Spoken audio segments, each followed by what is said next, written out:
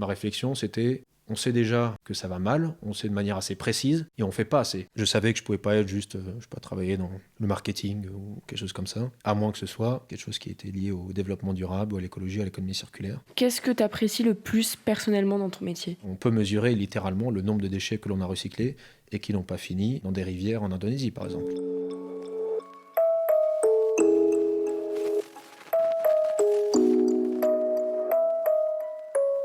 Quand Max Bourlan m'a dit son métier, j'ai tout de suite eu plein de questions à lui poser. À seulement 29 ans, il est déjà considéré comme un expert en économie circulaire. Après avoir fait ses premiers pas chez Ikea, il quitte le rayon ameublement pour celui de la mode et du textile. Dans les deux cas, il a contribué à introduire et imaginer des techniques innovantes pour répondre aux nouveaux enjeux climatiques. Il n'y a pas de feuille de route pour mon métier. Il n'y a personne vraiment qui a fait ce qu'on fait avant. Le challenge, c'est qu'il n'y a pas de manuel pour mon emploi. Après une scolarité au lycée français de Budapest, Max a beaucoup voyagé pour ses études. De Maastricht aux Pays-Bas à Londres en passant par San Francisco, il finira par être l'un des premiers à suivre le prestigieux Master Management Développement Durable de l'université Bocconi de Milan. On était une sorte d'armée qui se préparait à aller à la guerre ensemble. Alors il y avait des périodes, honnêtement, où on se retrouvait des fois un peu déprimé parce que émotionnellement, on pouvait se dire au bout d'un moment, à quoi bon quoi ? Parce que est-ce qu'on va vraiment arriver à faire une différence à un problème tellement grand ? Des doutes qui laissent rapidement place à l'espoir. Plus on est nombreux à faire des micro-différences, plus on va avoir un impact global qui va réussir à améliorer la situation et à assurer nos futurs. Dans les années 2010, Max fait partie des pionniers à suivre cette voie. Pour mes parents, ça a été compliqué lorsque je leur ai dit moi je vais aller étudier la gestion environnementale. Mon père m'a dit j'ai jamais engagé quelqu'un de ma vie dans mon entreprise qui avait un diplôme en ce que tu vas faire. Et il y avait un peu un conflit générationnel où je leur ai dit oui mais ces diplômes-là ils n'existaient pas quand tu étais étudiant papa. Est-ce que tu me conseillerais ce métier aujourd'hui ? Absolument. Tout ce que je vois c'est qu'il va en falloir beaucoup plus de gens comme nous. Moi, j'espère devenir quelqu'un de très banal. C'est-à-dire que petit à petit, les énergies renouvelables vont devenir les énergies. L'économie circulaire va devenir l'économie. Dans tous les aspects de l'industrie, tout va devoir changer. Alors, l'économie circulaire, le développement durable et toutes ces initiatives susceptibles d'éviter un cauchemar climatique, constituent-elles pour autant des métiers de rêve ? Le témoignage passionné et passionnant de Max Bourlan. Dans mon poste actuel, je m'occupe de l'approvisionnement en déchets textiles d'un recycleur textile, c'est-à-dire qu'on essaye de refaire circuler les déchets textiles dans l'industrie de la mode, dans une économie que l'on définit comme circulaire, à l'opposé d'une économie linéaire où les déchets sont jetés.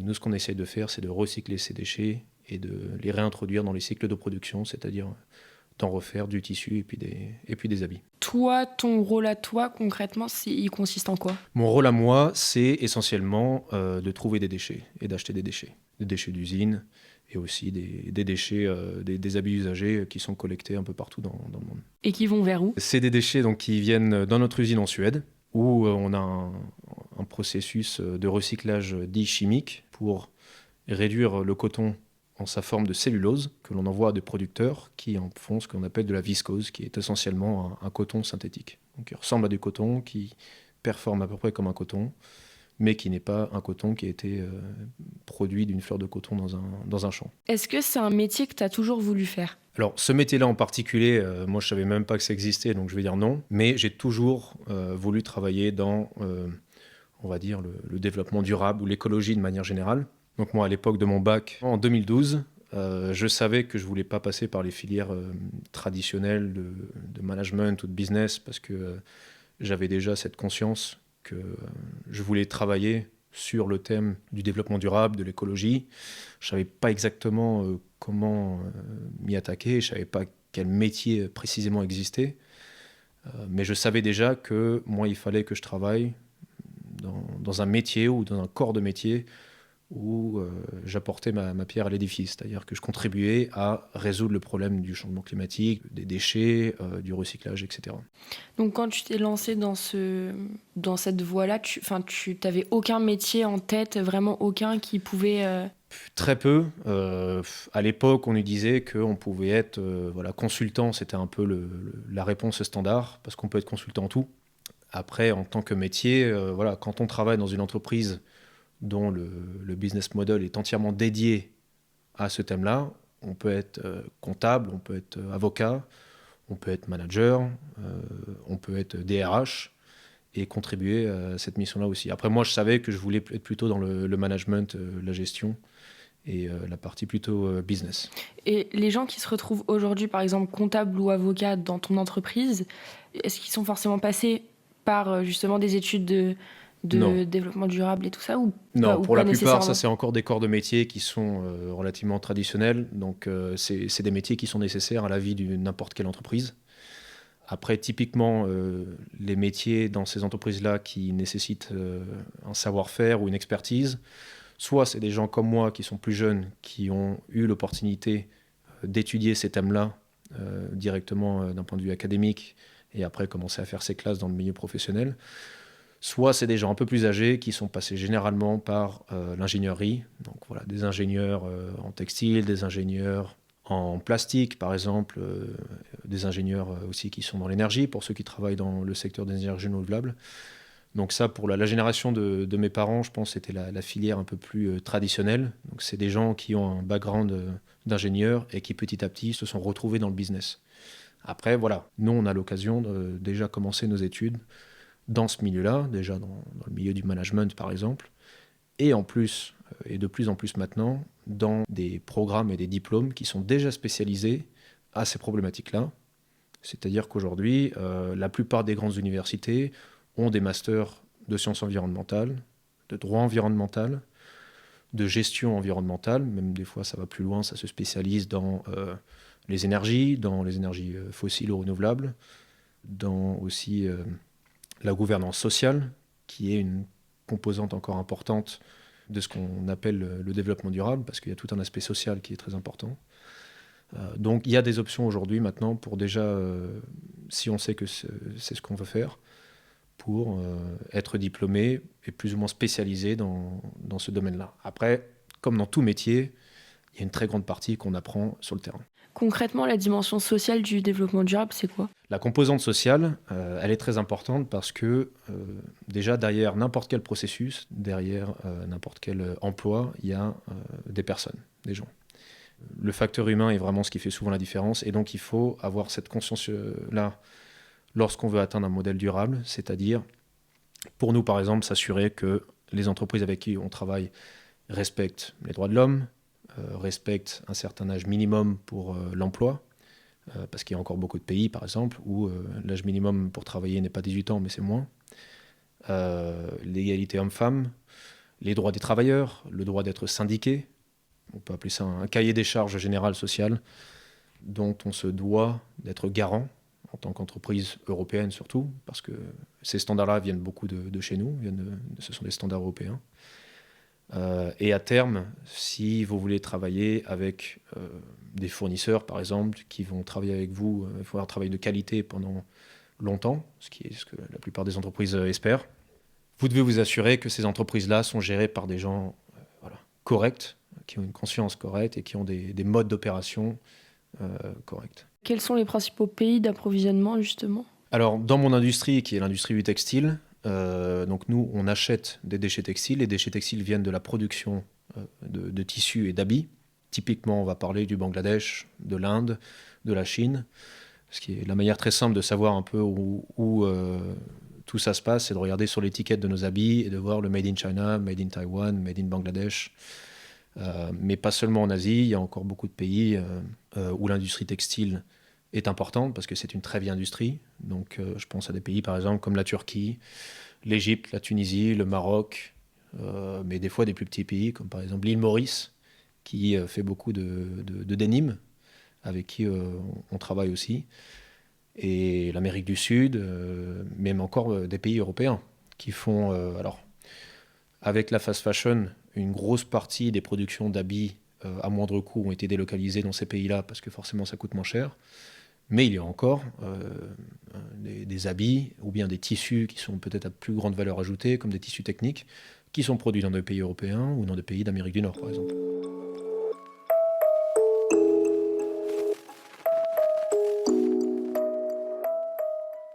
Est-ce que tu pourrais nous décrire une journée type ou sinon une de tes journées des derniers jours ou de la semaine dernière?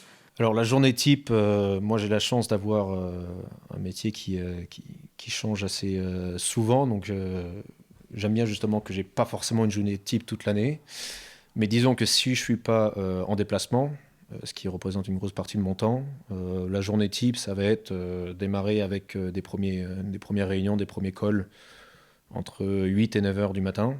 Comme je travaille avec des pays qui sont à peu près sur tous les fuseaux horaires, généralement, il y a une petite routine qui se met en route où on essaie d'avoir les appels avec les pays asiatiques le matin.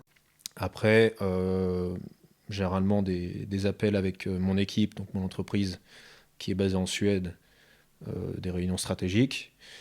Et après l'après-midi et en fin de journée, travailler un peu plus avec...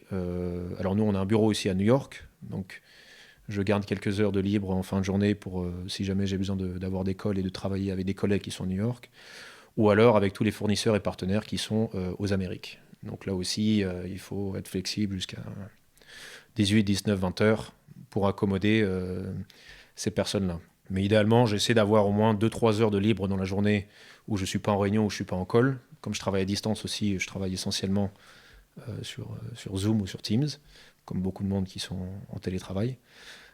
Mais c'est très important d'avoir des heures de libre où on peut vraiment se concentrer, prendre 1 heure pour travailler sur un dossier, lire un rapport, faire des recherches, composer une stratégie, ou même des fois un peu réfléchir à comment résoudre un problème. Tu disais que ça c'est quand tu voyages pas, mais donc quand tu voyages où et tu fais quoi? Le déplacement typique, ça va être une visite de fournisseur. Donc pour moi, par exemple, si je veux travailler et établir une bonne relation avec, par exemple, une usine textile qui va nous fournir beaucoup de déchets textiles, au bout d'un moment, ça va être dans notre intérêt d'aller les voir pour déjà avoir ce contact humain qui est extrêmement important. Donc, je vais typiquement aller dans des pays où il y a l'industrie textile. Donc, ça peut être en Asie, ça peut être l'Afrique du Nord, ça peut être l'Amérique du Sud. Donc, c'est en fait partout où on s'approvisionne. Après, nous, dans l'équipe, on essaie de se diviser un peu des zones géographiques pour être plus efficace, ou en fonction des langues qu'on parle également.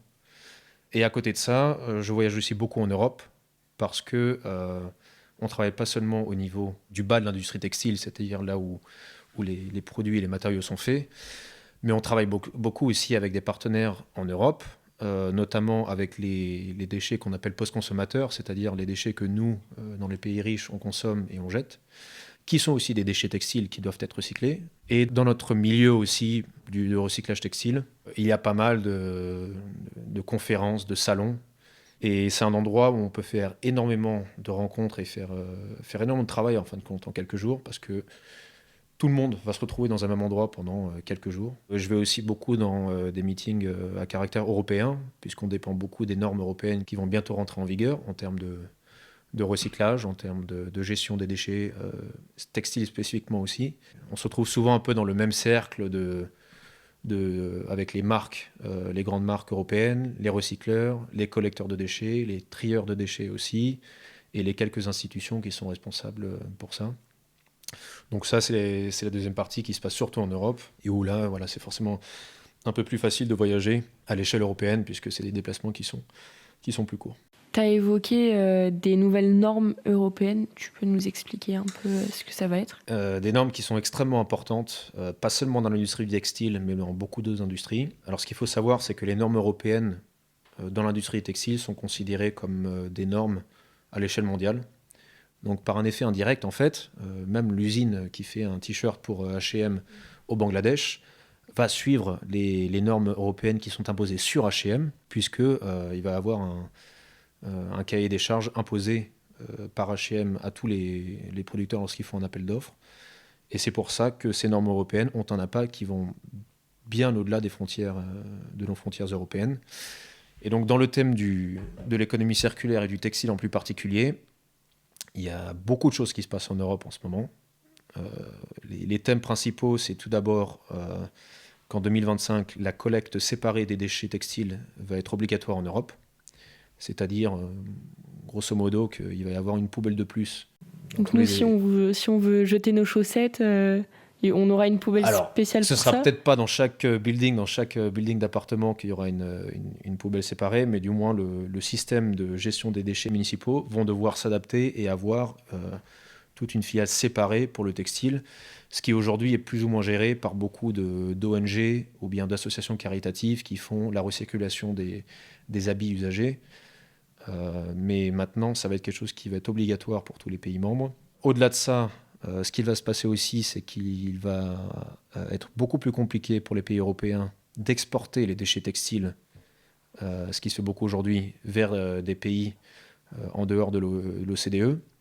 Donc typiquement, voilà, aujourd'hui, on sait que les collecteurs, il y en a beaucoup qui vont collecter des déchets partout en Europe, les compacter dans des balles et les exporter à moindre coût et en faisant un peu de profit dans des pays comme, alors on parle beaucoup du Ghana en ce moment par exemple, qui croule sous les déchets textiles exportés d'Europe, mais aussi en Inde par exemple, où ils vont être triés et recirculés là-bas.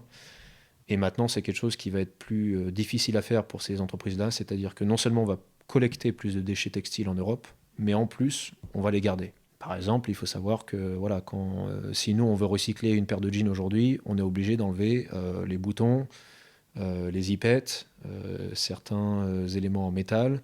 Ça, c'est quelque chose qui est encore, on n'a pas encore réussi à faire à l'échelle industrielle de manière à moindre coût et de manière efficace. Donc tout ça est en train de se passer de manière très très rapidement en Europe parce que on sait qu'on n'a pas la capacité pour accommoder tous ces déchets qui vont rester sur notre continent. Est-ce qu'aujourd'hui, en 2024, c'est obligatoire pour une entreprise d'introduire l'économie circulaire ou c'est basé sur leur bonne volonté ? Il n'y a pas encore de très grosses obligations à l'échelle européenne, à l'échelle internationale. Il y a beaucoup de demandes en termes de traçabilité des matériaux. Par exemple, récemment, lorsqu'on a découvert qu'en Chine, les camps ouïghours produisaient du coton dans la vallée du Xinjiang, toute l'industrie s'est très vite mobilisée pour arriver à certifier que le coton que telle ou telle marque utilise ne venait pas de cette vallée-là. Lorsqu'il s'agit d'une mesure assez drastique comme celle-ci, où bien sûr tout le monde voulait montrer qu'il ne source pas du coton qui est issu de l'esclavagisme, ce qui était le cas avec les Ouïghours, c'est quelque chose qui peut être mis en place rapidement. Et est-ce qu'aujourd'hui, le textile recyclé, il est plus cher ou moins cher que le textile vierge ? De manière générale, aujourd'hui, c'est encore moins cher de produire avec des matériaux vierges qu'avec des matériaux recyclés. Et on espère que petit à petit, cette ligne va changer, mais elle va certainement changer pour plusieurs raisons. Tout d'abord parce que au fur et à mesure que nous autres qui travaillons dans l'économie circulaire, donc que ce soit les recycleurs, les collecteurs, les personnes qui créent des technologies pour mieux trier les déchets textiles par exemple, au mesure que l'on travaille, nos solutions s'améliorent, l'innovation nous permet d'avoir des technologies plus performantes, et petit à petit, on a des économies d'échelle et les coûts d'opération réduisent, parce qu'on devient plus efficace à ce que l'on fait. Donc déjà, le prix, par exemple, d'un kilo de viscose, qui est le coton synthétique, par exemple, le genre de fibre que nous on produit, devrait réduire petit à petit au fur et à mesure que nos business models s'améliorent, on va dire. Et de l'autre côté, ce qui va changer aussi, c'est que comme tout matériau vierge, et on peut dire ça du bois, on peut dire ça du plastique avec le pétrole, tout matériau vierge va devenir de plus en plus cher à extraire, ou bien à faire pousser, et à commercialiser. Parce qu'il y a des lois aussi qui peuvent nous aider, où on va dire, alors d'accord, vous faites un t-shirt avec du coton vierge, seulement vous allez payer une sorte de malus. Ou alors inversement, puisque vous utilisez du coton recyclé, vous allez recevoir une subvention. Donc à terme, on espère qu'il va y avoir ce qu'on appelle un push factor et un pull factor, qui vont faire que ces lignes vont se croiser.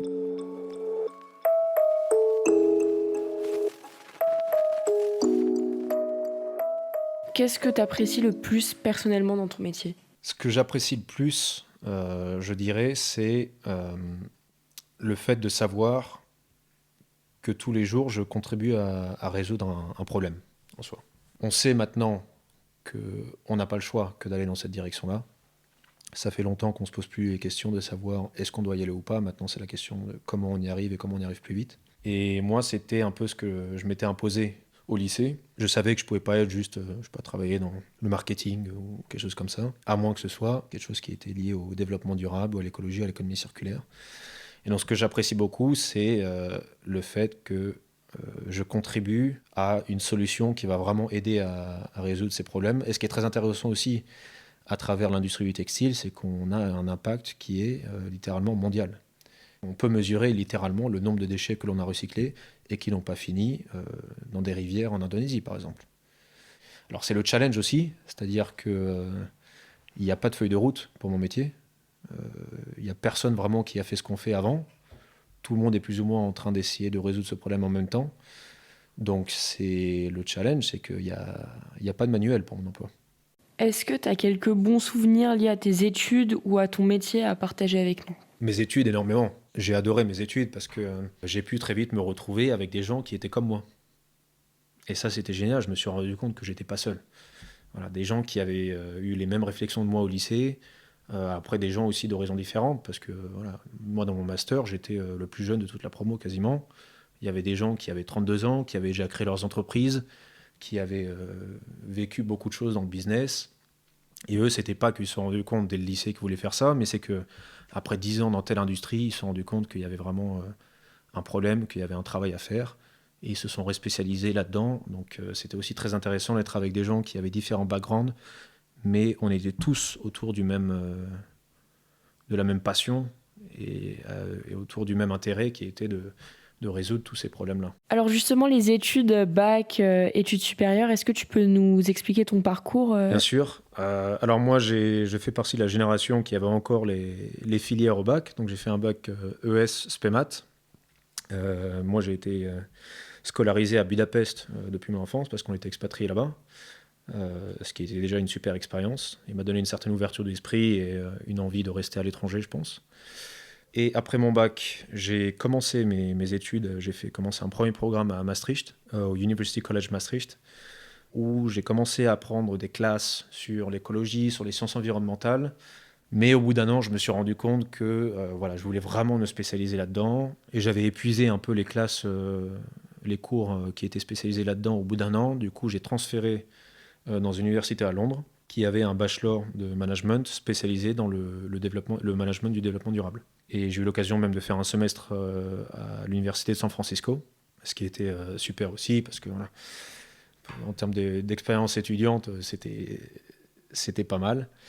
Et après cela, une fois que j'ai obtenu mon bachelor, j'ai enchaîné directement sur un master de sciences en management vert, énergie et responsabilité sociale à l'université de Bocconi à Milan. Moi, mon objectif, toujours, vu que je n'avais pas de contraintes géographiques et que je ne voulais même pas rentrer en France du tout pour les études, c'était de me dire où est-ce que je peux aller trouver les meilleures études dans ce domaine-là. Donc la logique était un peu simple. Voilà, j'ai essayé de trouver les meilleurs endroits pour étudier, les meilleurs diplômes, les meilleures universités. Et ce master, c'est encore aujourd'hui le meilleur dans sa catégorie. Et j'ai eu beaucoup de chance d'être accepté dans ce programme qui a été un programme très intense, un programme très approfondi, et où je me suis retrouvé avec des gens vraiment qui avaient la même conscience que moi et avec qui on a étudié de manière tellement intense qu'on est devenu très vite une petite famille qui était... voilà, on était une sorte d'armée qui se préparait à aller à la guerre ensemble. Et c'est des gens avec qui j'ai gardé très bons contacts, qui se sont tous distribués dans l'industrie, dans des emplois et des industries diverses et variées. Il y en a qui sont consultants, il y en a qui sont dans l'énergie, il y en a 2-3 qui sont dans le textile aussi comme moi. Il y en a qui sont dans d'autres domaines industriels où ils travaillent aussi avec les thèmes d'économie circulaire, avec les thèmes de réduction d'émissions à effet de serre, par exemple. Alors, il y avait des périodes, honnêtement, où on se retrouvait des fois un peu déprimé parce que avec ce programme-là, on avait accès vraiment à un savoir, à des experts, à des rapports. Et il s'avère que, des fois, on avait des cours sur les sciences environnementales, sur la science de l'énergie, sur l'écologie, la biodiversité en général, sur l'extinction des espèces.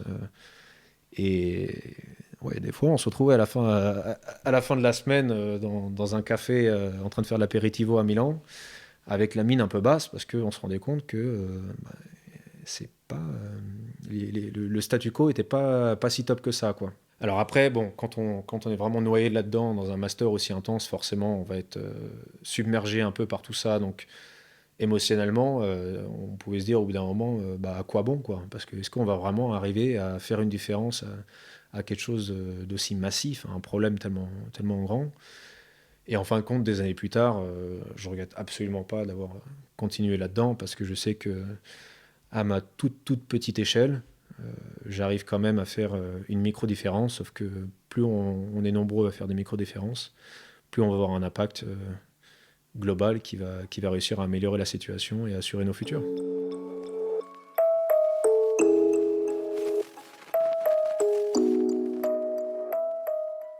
Quand est-ce que tu as su que tu voulais te plonger dans cette thématique-là ? Est-ce qu'il y a eu un déclic dans ta vie ou c'est venu comme ça ? Alors, je pense pas qu'il y ait eu un déclic clair et net. Je dois beaucoup à mes parents et à l'éducation que j'ai reçue. Parce que voilà, moi j'ai été élevé dans une famille où on faisait toujours attention à notre consommation d'énergie, à nos déchets. Après, j'ai toujours eu un peu un instinct rebelle sur les grands thèmes que je comprenais pas. Donc ça, quand j'étais adolescent, c'est beaucoup ressorti. Quand j'ai commencé à étudier la science économique, à comprendre un peu ce qui se passait avec l'environnement à l'échelle mondiale, j'aimais beaucoup questionner mes profs, que ce soit en philosophie, que ce soit en SES, que ce soit en mathématiques même. J'aimais pas admettre que les choses étaient telles qu'elles étaient et qu'on pouvait rien y faire. Ma réflexion, c'était, on sait déjà la quantité du problème et on fait pas assez. Donc, je me suis dit, on n'a pas trop besoin de mieux comprendre le problème, on a besoin de mieux le résoudre. Donc après, je me suis dit, bon, bah, soit tu pars dans le business, soit tu pars, ce qui est une filière à part, dans le droit environnemental. Moi, les études de droit, je savais que ça allait pas être mon dada, j'allais pas avoir la patience. Donc, j'ai choisi d'aller par la filière du business. Parce que moi, je me suis dit, c'est pas les lois qui vont me pousser à changer les gens. Pour avoir un vrai impact, il faut suivre l'argent. C'est les très grandes entreprises, c'est les économies mondiales. Et donc, j'ai suivi une filière plutôt management business, qui était aussi inspiré par mon père, parce que lui, il travaillait dans la bioénergie. Et alors lui, voilà, il avait typiquement le background ingénieur. C'est quelqu'un qui avait vraiment le goût du travail dur, qui nous grondait toujours lorsqu'on laissait les lumières allumées, lorsqu'on gâchait trop la nourriture à la maison, quand on n'aidait pas les déchets dans la bonne poubelle, quand on laissait couler l'eau. Et ça, à mon avis, petit à petit, ça a forgé le caractère et les valeurs que j'ai aujourd'hui. Et c'est pour ça que en fait, ces valeurs ont toujours été là, mais je les ai matérialisées à travers un parcours, des études et un emploi, petit à petit, même si pour mes parents, ça a été compliqué que lorsque je leur ai dit bon, bah, moi, je vais aller étudier la gestion environnementale. Mon père m'a dit, j'ai jamais engagé quelqu'un de ma vie dans mon entreprise qui avait un diplôme en ce que tu vas faire.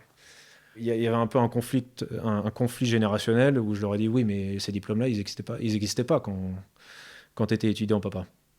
Et ça leur a mis un peu de temps à comprendre que voilà, le système a tellement changé maintenant que les formations qui sont disponibles pour les jeunes aujourd'hui sont adaptées aux challenges auxquels on fait face dans la vie de tous les jours et dans le monde moderne. Donc, on va suivre encore des filières, comme je disais avant. Voilà, on peut décider qu'on veut faire du droit, qu'on veut faire du business, qu'on veut faire de la science. Mais dans tous ces secteurs-là, on peut faire quelque chose qui est en accord avec ses valeurs et quelque chose qui va contribuer à résoudre cet énorme challenge du changement climatique et du développement durable.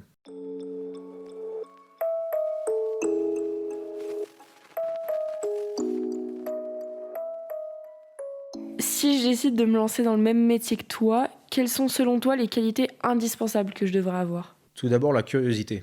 Et il faut avoir la soif d'apprendre parce qu'il y a des solutions qui se développent tous les jours pour ce qu'on essaie de faire. Et je dirais l'ouverture d'esprit et la créativité.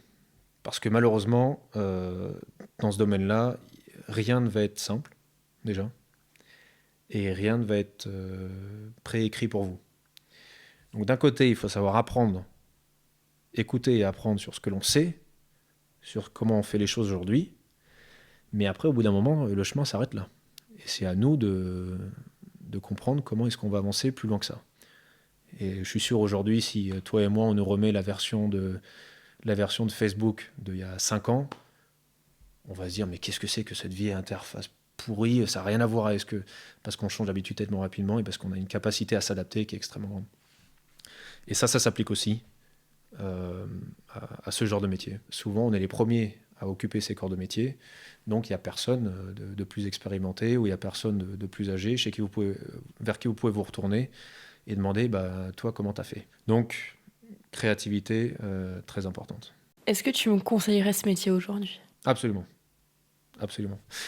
Moi, j'adore toujours recommander aux gens d'aller dans ces filières-là, et pas seulement mon métier, parce que c'est un métier très particulier. Moi, je suis une toute petite goutte d'eau dans un très gros océan qui est en mouvement permanent. Mais dans tous les aspects de l'industrie, tout va devoir changer. On va pouvoir appliquer des principes de développement durable, d'économie circulaire, d'énergie renouvelable dans tous les domaines.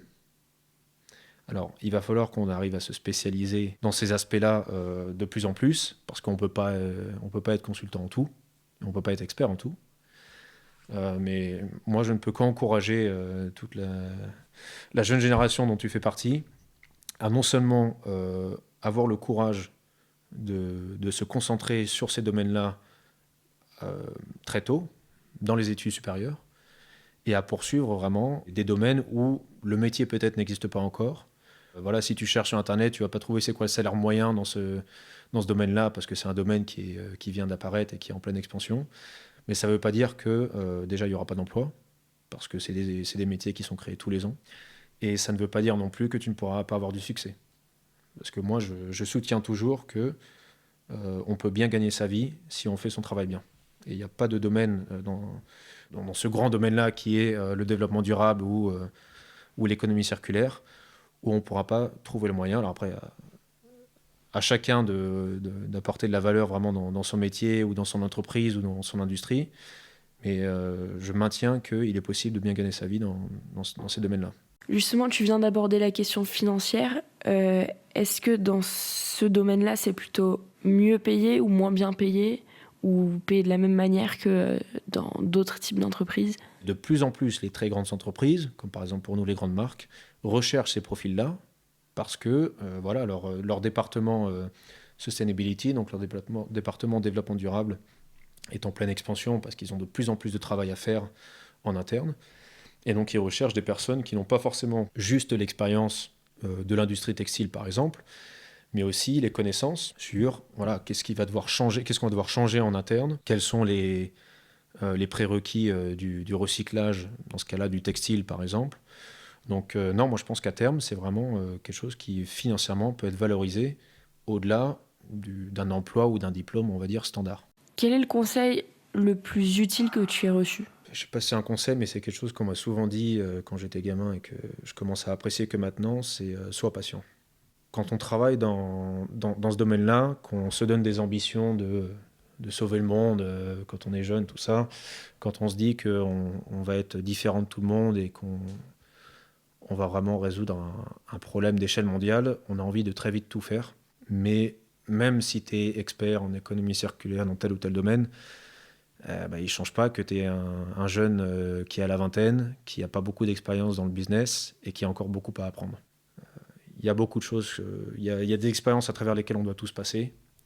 L'expérience professionnelle, les premières années où on ne sait pas trop quoi faire, l'expérience d'une entreprise, les premières visites de fournisseurs par exemple, les premiers meetings où on va être responsable de la discussion. La première fois, on va vous confier un budget, on va vous confier une équipe. Ça, peu importe quel est ton diplôme, peu importe quelle est ton industrie, on va tous passer par la même chose. Et plus les années passent, plus je me rends compte que j'ai une vision un peu plus claire sur ce que je dois faire, sur ce que je peux faire et sur mon avenir d'une certaine manière. Donc, soyez patient.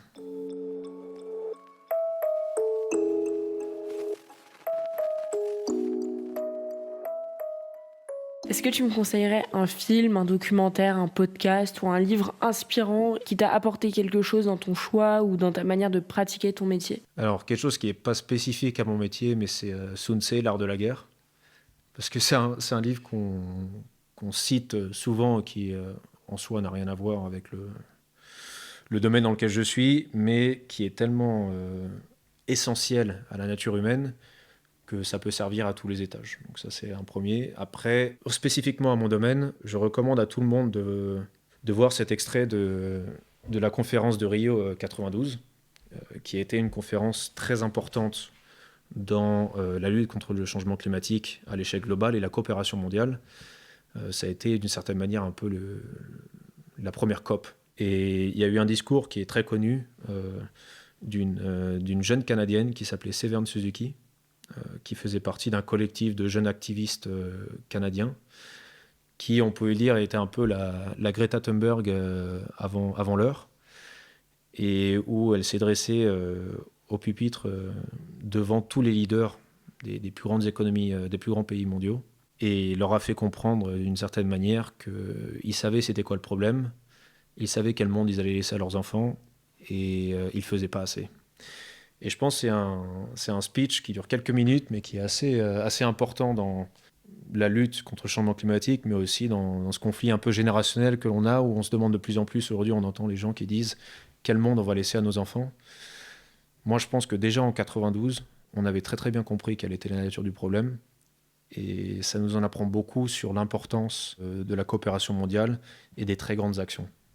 Donc ça, c'est un speech que je recommande à tout le monde de regarder parce qu'il est non seulement inspirant, mais il est aussi très éducatif, plus de 30 ans après. Est-ce qu'aujourd'hui, il y a des parcours universitaires ou des écoles que tu me recommanderais si je voulais faire ton métier ? Je peux recommander déjà l'université que moi j'ai faite, donc l'université Bocconi, qui est un master qui a été renommé depuis, mais qui est toujours le même master en gestion environnementale, énergie et responsabilité sociale, qui je pense est toujours un des numéros 1 dans le monde dans son domaine. Après, je sais aujourd'hui que la plupart des grandes universités proposent des masters de sciences ou des masters économiques, spécialisés dans la gestion environnementale, dans les sciences environnementales, et commencent aussi à se spécialiser, par exemple, dans le domaine des énergies, qui est quelque chose qui doit être traité séparément. Du coup, avoir aussi un profil ingénieur spécialisé, par exemple, dans les polymères pour le plastique. C'est quelque chose qui est très spécifique, mais qui est absolument essentiel à l'innovation et la compréhension de la recircularisation des matériaux plastiques et par exemple du polyester, qui est aussi un matériau plastique. Donc, moi, j'invite les gens à ne pas forcément rechercher une université en particulier, mais plutôt rechercher un type de programme qui leur correspond. Et très souvent, vous allez trouver que vous n'allez pas vous retrouver dans des universités que personne ne connaît, qui sont mal classés dans les classements internationaux, mais qu'en fait maintenant toutes les universités ont compris que c'est des programmes qui sont obligés d'offrir. Donc vous allez pouvoir trouver un programme que vous trouvez intéressant, qui va vous préparer à une carrière à laquelle vous êtes passionné, si c'est le cas, si vous êtes passionné par ce genre de domaine, et qui viendra aussi d'une université très réputée qui va vous mettre dans une situation à trouver un emploi facilement à la sortie.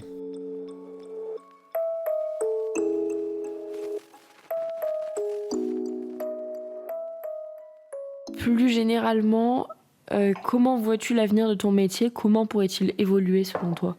Tout ce que je vois, c'est qu'il va en falloir beaucoup plus des gens comme nous. Aujourd'hui, on a encore, j'ai envie de dire, une minorité. Et en termes de métier, moi, j'espère devenir quelqu'un de très banal. J'ai envie de devenir quelqu'un de normal dans l'industrie. C'est-à-dire que petit à petit, les énergies renouvelables vont devenir les énergies. L'économie circulaire va devenir l'économie. La gestion durable des matériaux va devenir la gestion des matériaux, etc., etc.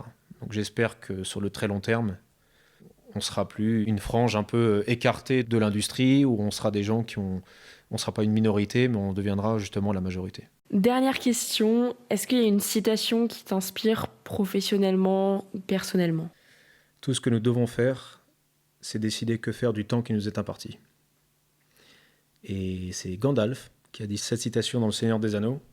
Et alors moi, il s'avère que je suis un grand fan de Tolkien, donc je référence souvent les citations de son livre. Mais celle-là en particulier, je trouve, est extrêmement profonde et s'applique souvent à des situations personnelles, mais aussi à des situations un peu plus dans le cadre professionnel. Parce que je me rends compte souvent qu'on peut se perdre un peu dans ces gros challenges, dans ces gros problèmes que l'on essaie d'adresser au boulot. Et moi, je me sens souvent que je suis investi d'une mission et je me dois de travailler à fond, de trouver des solutions, d'être le meilleur de moi-même. Parce que si je ne le fais pas, personne ne va le faire. Mais au bout d'un moment, il faut aussi se rendre compte que, voilà, moi, je ne suis que moi-même. Je vais être sur Terre que pendant une durée déterminée. Et donc, c'est à moi de décider qu'est-ce que je vais faire avec ce temps-là. Donc, d'une partie professionnelle, c'est comprendre que je ne vais pas pouvoir sauver le monde, je ne vais pas pouvoir résoudre tous les problèmes de la planète. Et au contraire, je devrais me concentrer sur avoir un impact modeste mais concret, en impactant des fois une personne avec qui je travaille à l'autre bout du monde à travers un meeting qui va peut-être changer la manière dont ils font du business après ce meeting-là, ou en impactant toute une entreprise en adressant une salle pleine d'investisseurs, par exemple. Et aussi d'un point de vue personnel, où à travers ça, il faut aussi des fois se reculer de tout ça et se souvenir que voilà, le travail, c'est une chose, mais à côté de ça, il y a une vie à vivre, une vie qui a durée limitée aussi. Et ça m'aide souvent à m'extirper un peu de tout ça et me rappeler que mon bonheur et les succès de ma vie ne sont pas seulement déterminés par mon travail et par les succès de mon travail, mais aussi qu'à côté de ça, il faut pas oublier d'être heureux et de profiter un peu de la vie. Voilà. Merci beaucoup Max Bourlan d'avoir si généreusement partagé avec nous tes convictions et tes engagements, tous très inspirants. Merci à toi. Et merci à vous aussi d'être restés jusqu'à la fin de ce podcast. Le métier de Max ne figure pas encore parmi les plus connus et c'était d'autant plus intéressant pour moi de pouvoir échanger avec lui sur toutes ses expériences. À bientôt pour un prochain épisode de Métier de rêve.